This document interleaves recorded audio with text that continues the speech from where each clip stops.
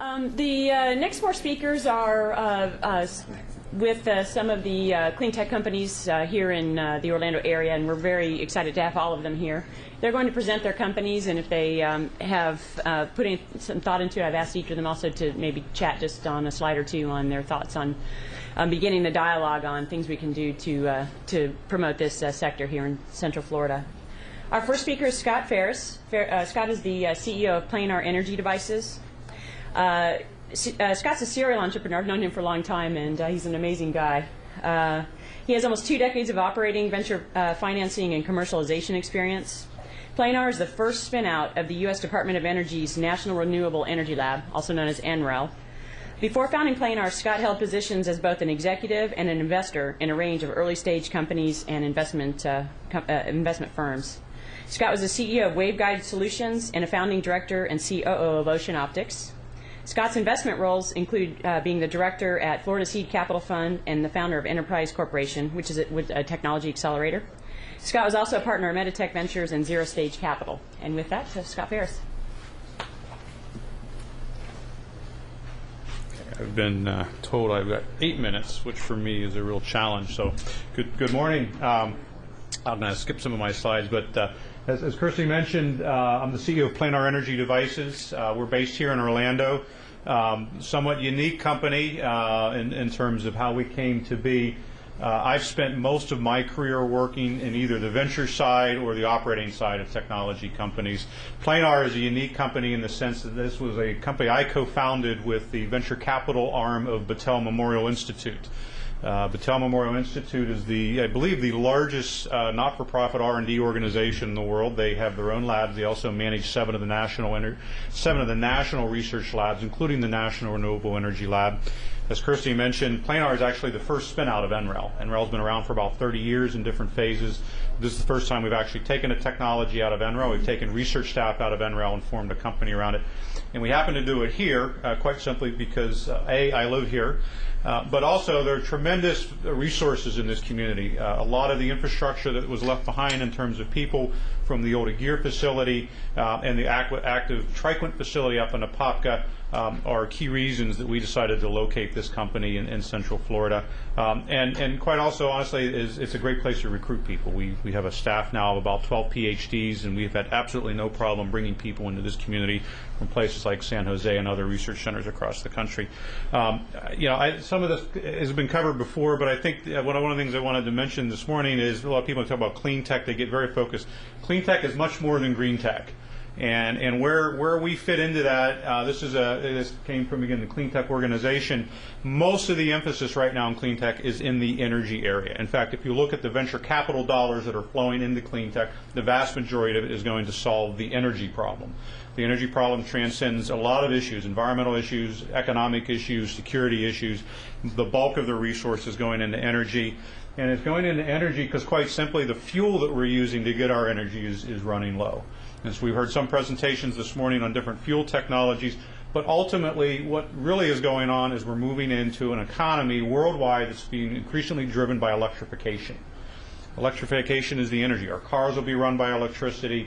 Much more of what we rely on for our quality of life is going to be driven on electrification. The question of how we create the electricity is one issue, but the other issue, and the reason that I'm here today and the reason Planar exists, is there's one little problem with the whole electrification problem, is you can't store electricity efficiently. Batteries, quite simply, are the Achilles heel to the whole equation, whether it's solar, whether it's geothermal. A lot of these renewable energies are driven by what I call opportunistic energy generation. In other words, when the sun's out, you can have photovoltaics, but you need to store some of that energy so that you can use it at night when you need to turn your lights on. So Planar, quite simply, decided to focus on the energy storage problem. We believe it's the weak link. It's also one of the most significant problems, and the one that has, quite honestly, received the lowest amount of attention in terms of investment experience. So Planar is focused on solid-state energy storage. And if I had to paint an analogy of where we are today in energy storage, we're quite simply in the vacuum tube era. The batteries that we use in our devices today are vacuum tube type of technologies, and what Planar is focused on is moving the energy storage world into the solid state world, in other words, into the transistor kind of technology. And the way we do that is by focusing on materials and processes and device designs that allow us to get us there. We didn't make this up. The DOE issued a report in 2007 that effectively said the same thing. Looking ahead, looking at the demand for energy storage across all applications, the Department of Energy did not see a single platform that would address the future energy storage requirements. And in fact, began to start looking at what they need to do and what the federal government needs to do to start driving resources to address this really critical headache. This is not too dissimilar to what we saw back in the bubble when Web 2.0 fizzled out, not because we didn't have creative programmers, but because the broadband didn't exist to get the content out into the marketplace. Same issue that we're seeing with renewables. Lots of great innovation going on the energy capture side, but unless we address the energy storage side, we're going to have the same kind of headaches. It's an attractive market, so again, we're a venture-backed company, and we look at big markets with big growth opportunities. Energy storage, the secondary energy storage market, is a $10 billion growing market, and if you look at the verticals that we're focused on between network applications and transportation applications, these are very rapidly growing applications. Quite simply, what our approach is we want to get the living out of these devices. Most batteries that you use today are batteries that have multi-phase materials. They have liquids, they have solids, they have gels, and these materials behave differently. That's why your rechargeable batteries don't last very long, as these batteries will change. They're living devices. Planar is focused on solid state. Again, technologies that's driving the semiconductor industry. We're taking those technologies and we're applying that to the energy storage problem, and we're applying it in 3 specific areas. I'm sorry, I got ahead of myself.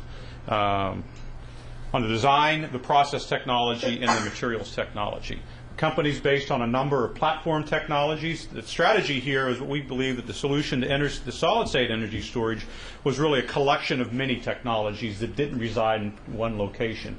We developed a patent portfolio of nearly 40 patents in the last 6 months from multiple national labs, multiple private companies, multiple research centers around the country, and brought that all together.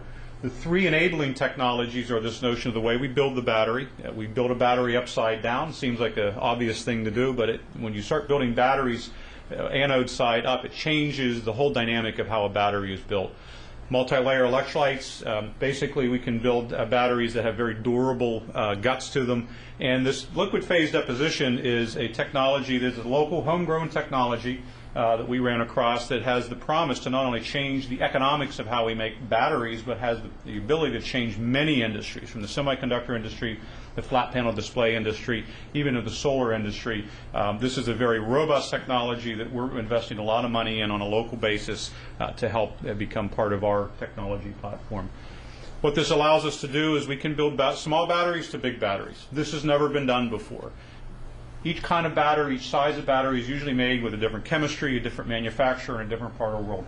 The first time we're able to get scalability, in other words, we can make small batteries that go into little sensors, large batteries that go into vehicles, and we can do that in all one production platform.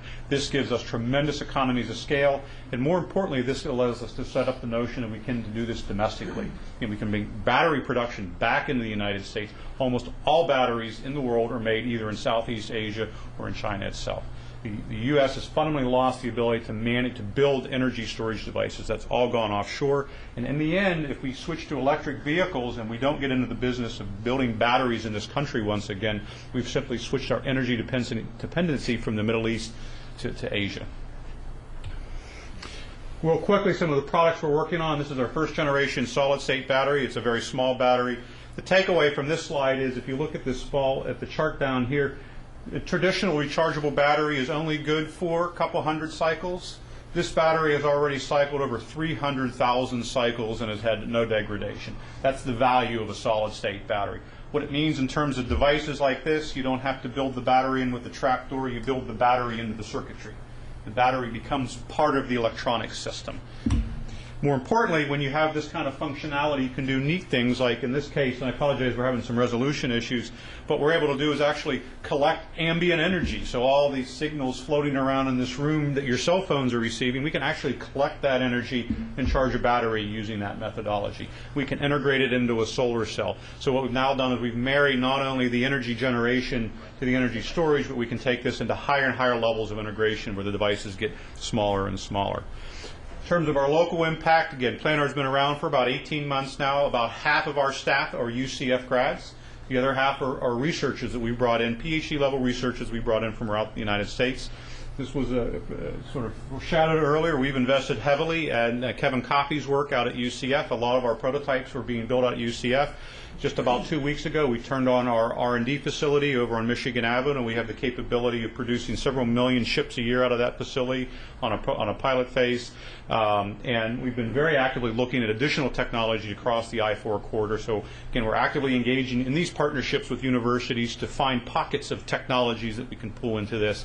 Most importantly, in terms of what the future of what Planar is about, this is our corporate headquarters. And when we talk about economic development and we talk about retaining and growing companies, the corporate headquarters is where the action is, and that's where the focus needs to be, is building companies locally. You don't move corporate headquarters, you build corporate headquarters from scratch. You take small companies that are coming out of the university or out of different locations, and you put resources into them from the community, from the outside world, and you help grow those companies and be successful.